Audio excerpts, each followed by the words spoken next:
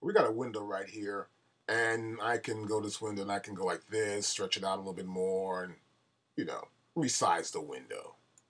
Well, I want to talk about screen sets right now. So, for example, here, here's screen sets. I'll go to one. So I already have one here, and this is my first screen set. Now, what a screen set does, it actually keeps the size of the window the way you want it.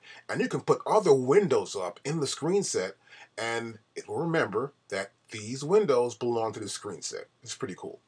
Makes it easy to work too sometimes. So, for example, here I'm in the screen set right here, and I'll shrink it down a little bit more here. You can see the whole thing. And I want to rename it, let's say. Okay, let's go to rename. I'll call this home. This is my home setup. I'm going to set it like this. We're going to work from home, okay? I'll press OK, and now it's called home. See? Screen set 1.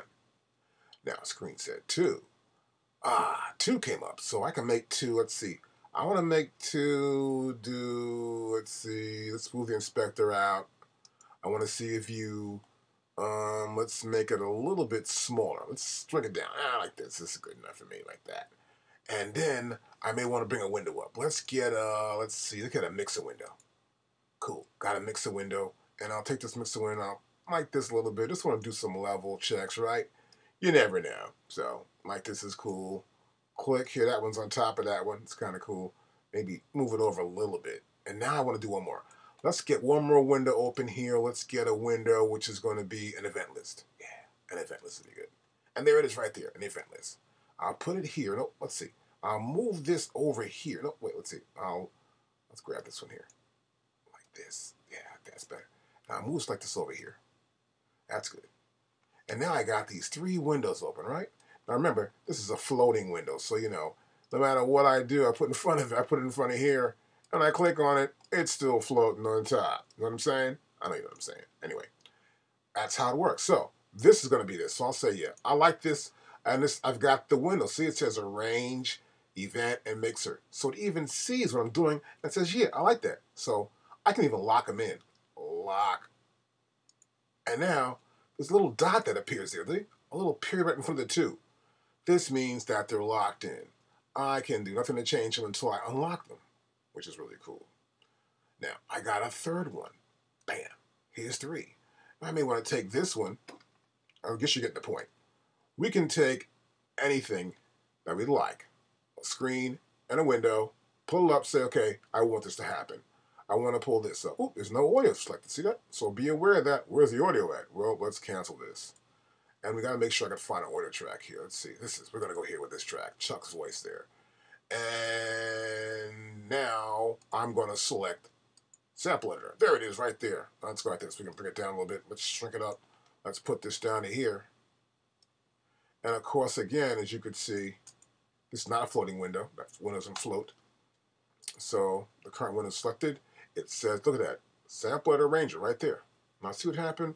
The arranger took precedence over the sample editor took precedence over the arranger. While here, when I had the arranger earlier, it was arranger, events, and mixer. So be aware of that also as well.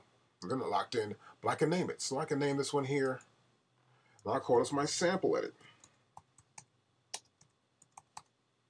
Let's go back to here. Make sure I'm in there.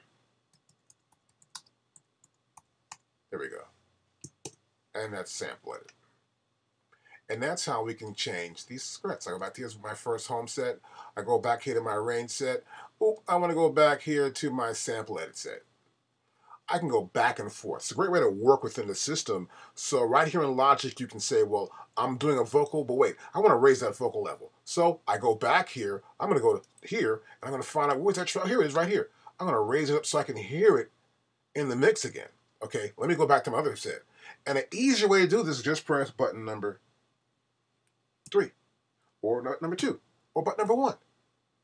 It goes with your numeric keypad that's tied to your keyboard. So it makes it really great and really easy way to work around. Now you can have up to 99 presets. But in order to use the double-digit presets, you gotta press Control. So I press Control, and now I'll press 2-2. 5-5. There it is. And I got this huge thing here. Wow. Let me shrink it back down so you can see it. back in my school window. Here it is right there. Okay, here I'm swinging it back down, and that's the size of it right there. And this is, see, it says here, screen 55. See that? So you press Control down, and you can start to go to double digits, and it makes it easier. So this is a great way to work within Logic using screen sets. Check it out.